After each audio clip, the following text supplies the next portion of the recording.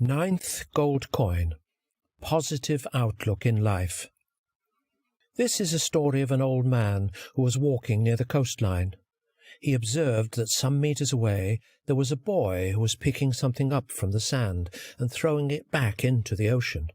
The old man walked towards this boy and asked him, "Son, what are you doing?" The boy replied that he was picking up the small starfish which came out of the ocean. The sun was hot, and he was afraid that they would all die. So he wanted to save them by picking them up and throwing them back into the ocean. After listening to this, the old man laughed and said, "Son, don't you see how many kilometers the coastline is, and how many hundreds and thousands of starfish have come out of the ocean? How much difference can you make?" In the meanwhile, the boy picked up another starfish and threw it back into the ocean and said, "I have made a difference to that starfish." Have you picked up the thought-provoking and life-changing lesson from this inspiring story? That not a single person has the capacity to change the whole world or the whole company. But still, if we can pick up the courage to bring the smallest positive change possible within our capacity and in our surroundings, then we should not wait, and we should strive wholeheartedly to make it happen. You might have seen helium-filled balloons of different colours floating high in the air. They might be different colours, like black, white, red, orange, blue, etc. If you release all of them in the open air, they will all fly the same height, irrespective of the colour they are. All of these balloons, irrespective of their different colours, actually achieved such a height only because of the matter which is inside the balloon, and not because of their colour. This is similarly true for all of us who belong to different nationalities, skin colour, and origin. We do not simply gain height and growth in life and our professional career by virtue of these attributes.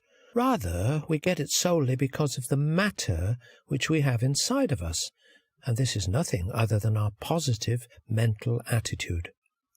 Always remember that it is our attitude in life which solely determines the altitude which we attain in life. For example, what mental attitude do you carry towards your professional life? Is it positive or negative? What are your long-term career aspirations? Are they challenging and big, or meagre and small? How do you view failure? Do you interpret it as a stop sign or a guideline to take more educated decisions next time? Do you view this world as a window of opportunity to do well with others, or an opportunity for you to fulfill all your greed and lust? A sincere answer to all such questions will determine the quality of your mental attitude in life, and it will become that matter which will set you to take off towards the height you are aiming for. So if you have not yet achieved some of your burning desires and positive goals, then first look into the mental attitude matter you currently carry within yourself. If this is not what you want inside, and it is not giving you the desired results, then the good news is you can still change it. Now, the question is, how can you attain such a winning, positive attitude all the time? The best way to attain it is to consciously start looking towards the positive side of each and everything in life from today. Just make this positivity proportionately bigger than any of the negativity which you might have in life and your professional career right now. Be careful with your choice of words and the language you are using in everyday life, as unconsciously it conditions your mind towards positive or negative aspects of life and continuously shapes your mental attitude as well. I like this interesting story of a person who decided to give a valuable life lesson to his daughter by putting some potatoes, eggs, and coffee beans in front of her, one by one, in very hot boiling water. He then explained to his daughter about the outcome, that the potatoes, the eggs, and coffee beans had each faced the same adversity, the boiling water. However, each one reacted differently. The potato went in strong, hard, and unrelenting, but in boiling water it became soft and weak. The egg was fragile, with a thin outer shell protecting its liquid interior until it was put in the boiling water. Then the inside of the egg became hard. However, the ground coffee beans were unique. After they were exposed to the boiling water, they changed the water and created something new. After reading these moral stories, now ask yourself these questions. Who are you, and what do you actually become when adversity knocks on your door? How do you respond? Are you a potato, an egg, or a coffee bean? This will determine your inbuilt character identity. If you are lacking flexibility like a potato and resist the change which is happening in your surroundings, then remember it will crack you open. And if you are too sensitive, vulnerable, and soft inside like an egg, then your hardship challenges and change will shape you differently. But if you are soft and malleable like a coffee bean, then you will be the game changer, and your adaptability with your changed environment will make you ultra successful. There may be days when you get up in the morning and things aren't the way you had hoped they would be. That's when you have to tell yourself that things will get better. There are times when people disappoint you and let you down. There will be challenges to face and changes to make in your life, and it is up to you to accept them. So when the days that are filled with frustration and unexpected responsibilities come, remember to believe in yourself and all you want your life to be, because the challenges and changes will only help you to find the goals that you know are meant to come true for you, as far as you are showing the flexibility characteristics in your approach. Remember, there are no perfect places or perfect jobs nor perfect people in this imperfect world. So become like a coffee bean in all the domains of your life, and transform all of your positive characteristics to make this world a better place to live. Here is another true story on the flip side of how much difference we can also contribute negatively. There is a big cancer hospital in my native city, and one day, as I was reading a newspaper, I felt shocked to see some of the statistics published. 70% of the reported cancer cases in that hospital belong to one of the small industrial cities almost 100 kilometers away.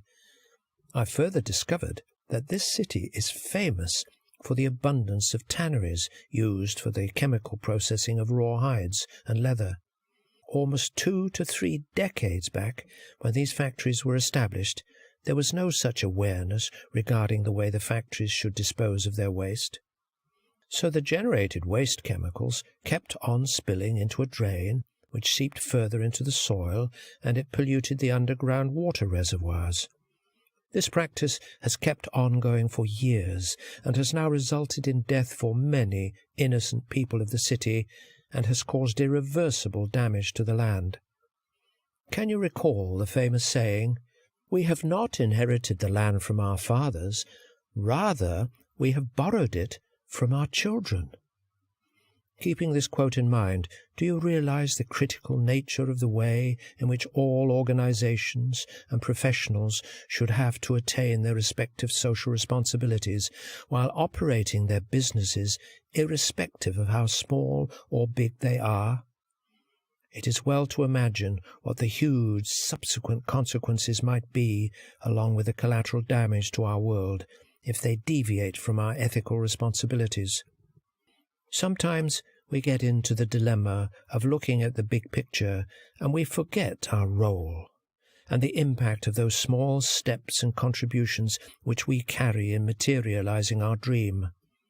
For example, if you have been postponing some of your burning aims or desires, you can say to yourself, "Up until now I did not do it, and now I am taking the first step." Remember, just take the first small step, and the second step will appear automatically, and then the third step, and so on. So do not get frustrated that you cannot change anything in your job situation or in your life.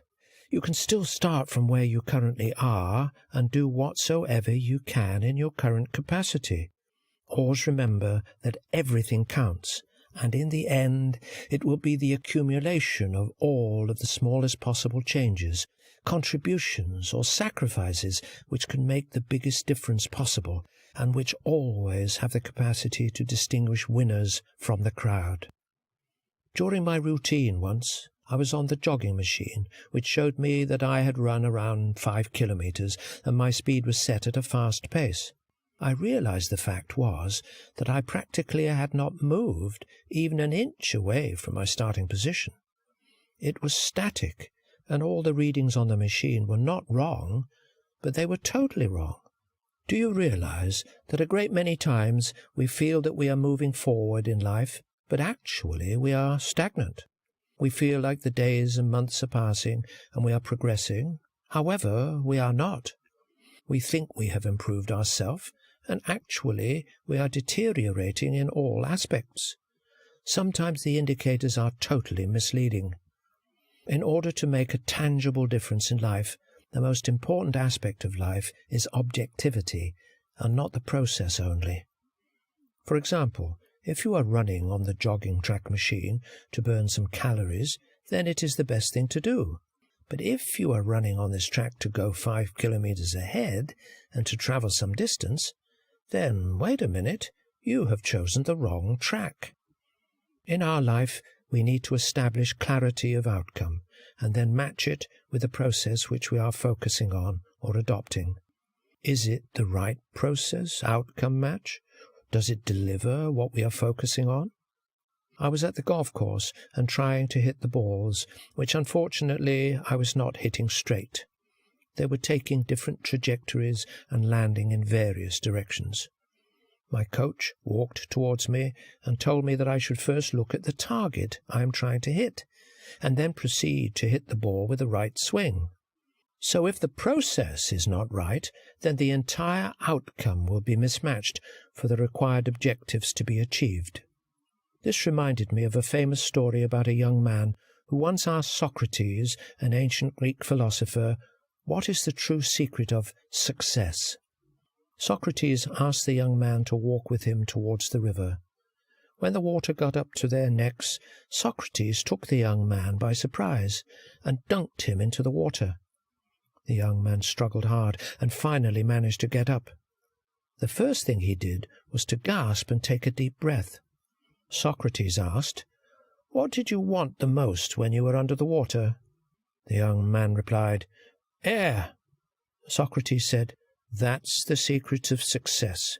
When you want success as badly as you want air, you will get it.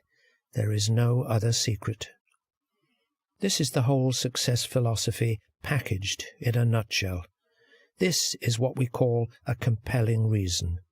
Like in this story, the compelling reason for the young man was to stay alive, and it was the reason for him to make such a struggle to rise above the water.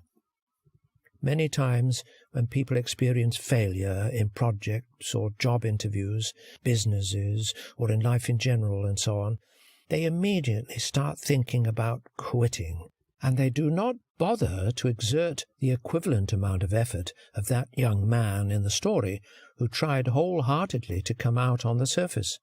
So the true secret of success emerges from the roots of how strong your compelling reason is, which will drive your efforts towards your success. If you have not attained that success thus far and are thinking to quit, then take my advice. Do not change your destination.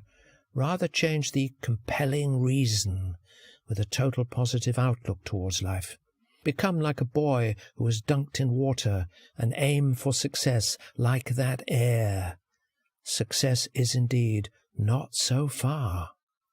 So, are you now inclined to make a difference with a positive mental approach in this world today, focusing on process and outcome, irrespective of how small it is? Remember, we all have only a single chance in this world to make it happen. Summary points. 1. We do not have the capacity to change the whole world, but if we can make a small difference somewhere and in someone's life, we should do it. 2. We need to realize our individual and corporate responsibilities towards society, as all of our actions have some resultant effects which may be irreversible. 3. While running on a track for success, we also need to be assured that it is actually the right track to run on. 4. We first need to establish the clarity of outcome and then match it with a selected process.